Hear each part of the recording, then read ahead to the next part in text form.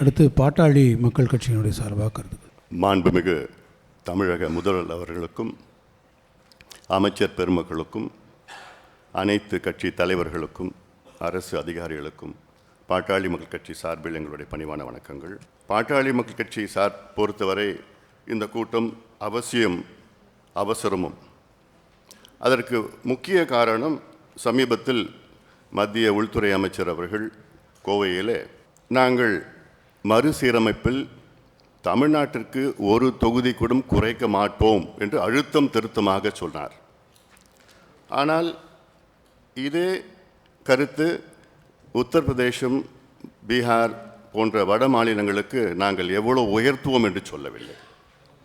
இதிலிருந்து என்ன தெரிகிறது என்றால், மத்திய அரசு அவர்களுக்குள் இந்த மறுசீரமைப்பை பேசிக்கொண்டிருக்கின்றார்கள் என்று தெள்ள தெளிவாக தெரிகிறது. அதனால்தான் இந்த கூட்டம் அவசியமானது. முதல்வர் அவர்கள் இதை அத்தனை தென் மாநில முதலமைச்சர்களை நேரிலே சந்தித்து இது ஒரு அழுத்தம் தொடர்ந்து இதை சட்ட ரீதியாகவும் அரசு ரீதியாகவும் கொடுக்க வேண்டும் என்று எங்களுடைய பாட்டாளி கட்சியுடைய கருத்தாக நாங்கள் சொல்கின்றோம்.